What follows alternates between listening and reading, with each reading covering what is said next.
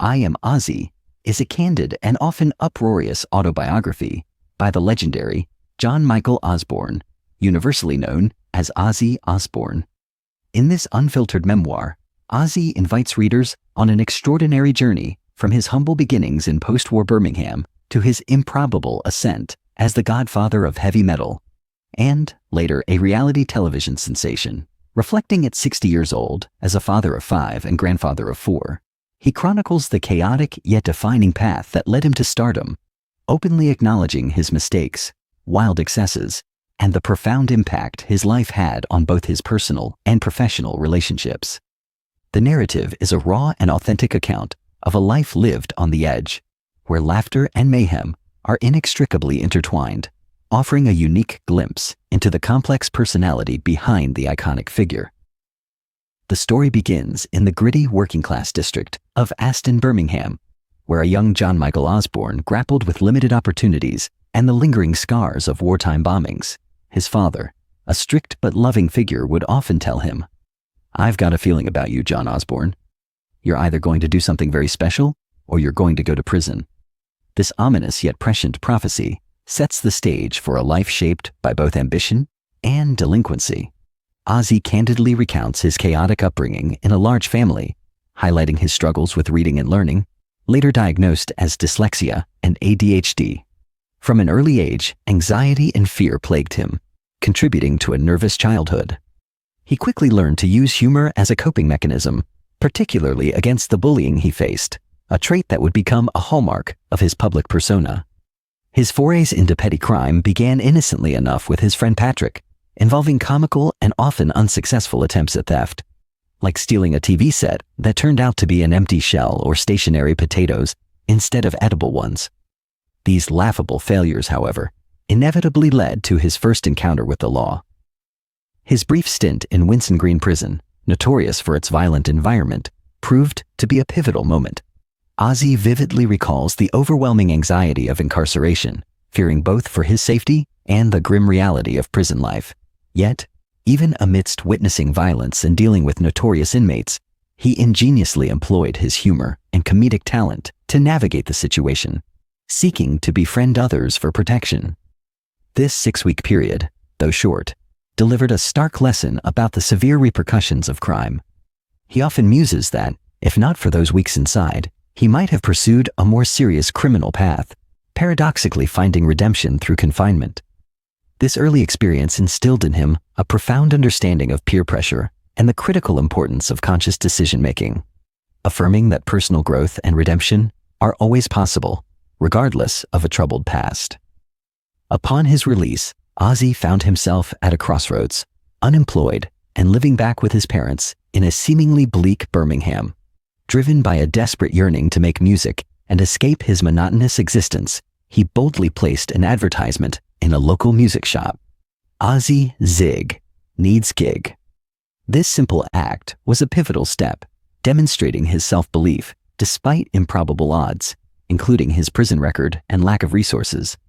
He harbored a strong resentment towards the hippy-dippy mainstream music scene, which fueled his determination to create something radically different. His early attempts to form a band with Music Machine were disheartening, as the group lacked the ambition and skill to perform. Despair began to set in, making him believe his musical dreams were over. The stage fright he experienced early on, marked by physical symptoms, revealed a universal vulnerability that even seasoned performers face. However, fate intervened. Just as he felt his aspirations fading, Tony Iommi and Bill Ward answered his ad. This fortuitous encounter marked the true genesis of what would become Black Sabbath. The band, still known as Earth at this point, faced desolation when Tony briefly left to join Jethro Tull. Ozzy's father, ever the pragmatist, advised him, "The world doesn't revolve around Tony. There'll be other guitar players." Yet, Ozzy instinctively understood the unique talent Tony brought. Tony's frustrating experience with Jethro Tull solidified his desire to form a band where he could pursue his own creative vision, free from limitations. His return sparked a new determination within the group. They began to experiment with darker, horror-inspired themes, giving birth to the name Black Sabbath, a deliberate choice that signaled their shift towards a more theatrical and ominous identity, distinguishing them from other bands and cementing their legacy in heavy metal.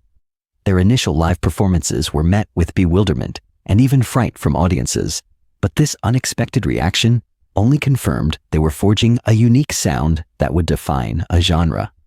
The challenges they faced, from van breakdowns in Denmark to struggling for gigs, strengthened their camaraderie and resilience, proving that collective effort and mutual support were as vital as individual talent in the cutthroat music industry. The narrative then delves into Black Sabbath's burgeoning fame and Ozzy's initial encounters with the excesses of rock and roll.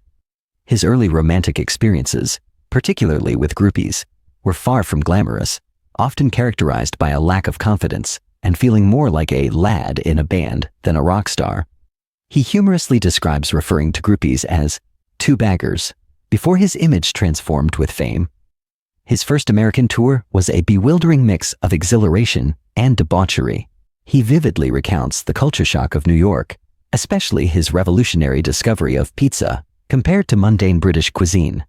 He also noted the more direct approach of American women, a stark contrast to British customs. These cultural observations highlight how new experiences broadened his personal and social horizons. The tour itself was a parade of eccentric situations, from hotel antics to bizarre fan interactions, including a memorable, unsettling encounter with a man who mistakenly thought Black Sabbath should represent a black band. This incident, where Ozzy's confused response to "Hey, you Black Sabbath," became a symbol of cultural misunderstandings, underscored the unexpected responsibilities and limitations of his newfound musical identity. As their popularity soared, Ozzy began to experience the invasive downside of fame, including intrusive encounters with fans. Ozzy candidly addresses his escalating struggles with drugs, alcohol, marriage, and fatherhood. He reflects on his young marriage to Thelma Riley, admitting his failures as a husband and stepfather. The relentless pressure of touring and the whirlwind of fame took a heavy toll on their relationship. The chaotic period leading up to the birth of his daughter Jessica left him overwhelmed by the challenges of fatherhood and the personal cost of his lifestyle. He describes the recording of their album, initially titled Snowblind due to their heavy cocaine use, but later released as Volume 4. While he felt cocaine fueled his creativity, it also led to intense paranoia, near arrests, and severe health issues, including a throat injury. One of the most infamous anecdotes from this period involves accidentally poisoning a visiting vicar with a hash cake, leading Ozzy to believe he had committed murder. The subsequent humorous yet terrifying search for the vicar, who was later found at a pub suffering only from a powerful craving for food, highlights the unpredictable consequences of his drug-fueled life and a fleeting moment of humanity amidst his wild behavior. This era vividly captures the reckless spirit of early 70s rock and roll, balancing creative highs with profound personal and legal challenges. The internal tensions within Black Sabbath eventually reached a breaking point, recording their next album, Sabbath Bloody Sabbath, at Clearwell Castle, a purportedly haunted location. The band members were both terrified and strangely inspired.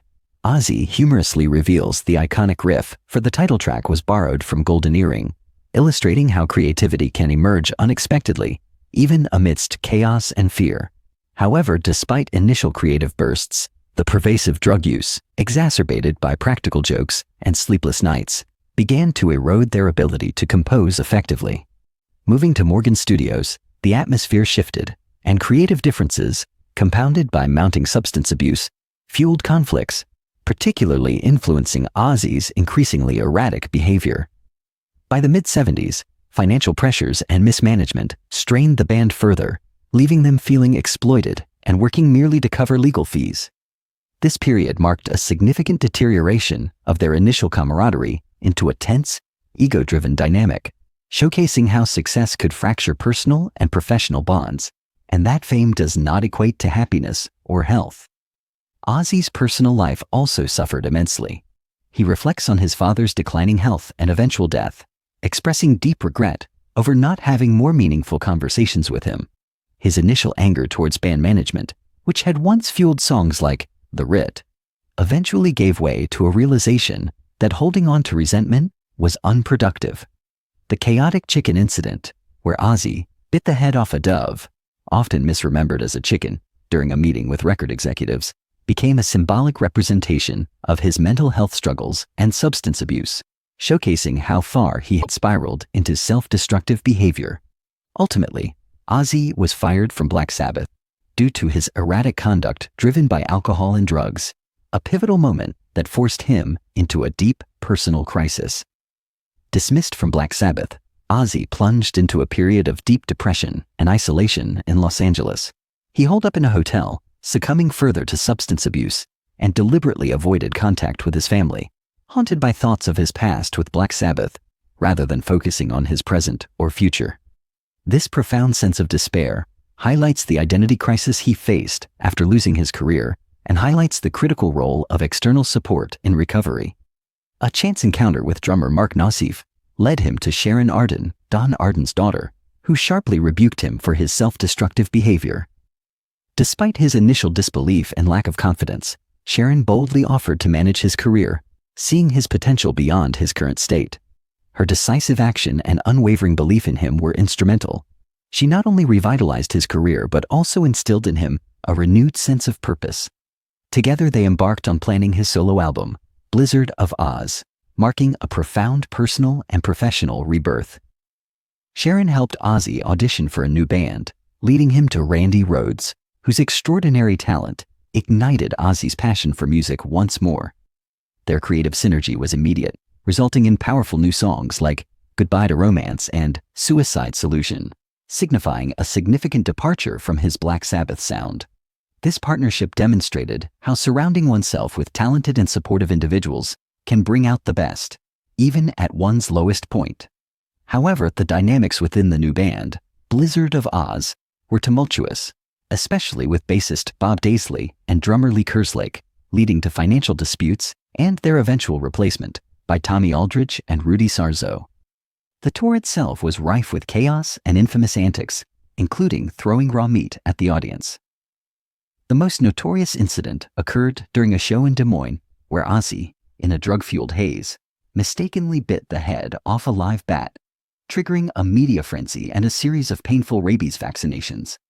This grotesque event, though shocking, underscored the often ruthless nature of celebrity culture, where actions can be sensationalized and misinterpreted, highlighting the need for a strong sense of self amidst external pressures. Amidst this solo career success, Ozzy's relationship with Sharon deepened. Yet it was complicated by the aftermath of his divorce from Thelma and his ongoing struggles with alcoholism. Sharon, however, remained a steadfast support, proving that their bond could withstand personal storms, demonstrating mutual understanding and commitment. The tragic death of Randy Rhoads in a plane crash, piloted by the band's drug-addled bus driver, plunged Ozzy into an even deeper abyss. The sheer disbelief, guilt, and overwhelming sense of tragedy upon learning that he too could have been on that plane marked a devastating turning point. He recounts the stark contrast between Randy's somber funeral and Rachel's joyful gospel celebration, Sharon's insistence that they must not quit music, proclaiming it was Ozzy's destiny, provided the necessary resolve to push forward. Amy's birth offered a glimmer of hope, compelling Ozzy to acknowledge the need for change to provide a stable environment for his daughter. Despite this, his struggles with alcohol and substance abuse continued, posing ongoing challenges to his role as a father. The Bark at the Moon tour with Motley Crue was another period of unchecked hedonism, where Ozzy felt compelled to outdo their wild antics. He recalls waking up on a highway in Memphis with no memory of how he got there, and a terrifying HIV scare that, while unfounded, served as a stark warning about the physical tolls of his lifestyle.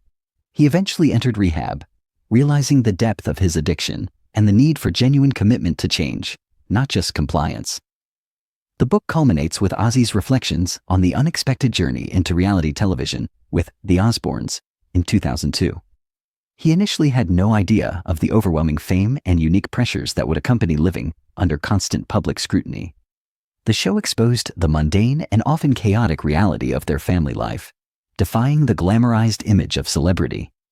Ozzy attributes his survival through fame, addiction, and personal crises to his ability to laugh at himself and the absurdity of his situations. The show provided him a new audience, fostering a different kind of recognition where people saw him not just as a rock star but as a relatable figure. Through the show, he gained deeper insights into his family members' struggles with fame, particularly how it affected Jack and Kelly. Sharon's cancer diagnosis brought the family closer, and Ozzy took drastic actions in the face of potential loss, highlighting their strong bond. He discusses his ongoing battles with substance abuse and health issues, including a tremor later diagnosed as a hereditary condition rather than solely addiction-related. He fondly remembers Robin Williams' offer of support during his recovery and the resurgence of his musical career through father-daughter duets. In his concluding reflections, Ozzy acknowledges the extraordinary path his life has taken, emphasizing the paramount importance of his family and the profound lessons learned through chaos and recovery. He expresses deep gratitude for the life he has lived and the enduring legacy he is building through his children and his music, all while humorously contemplating his own mortality. Ozzy suggests he has come to accept death as an inevitable part of life, choosing to embrace what comes and focus on living each day to the fullest rather than dwelling on anxieties about mortality. His story is a powerful testament to resilience, the enduring strength of familial love, and the constant journey of self-discovery and redemption, even for the Prince of Darkness.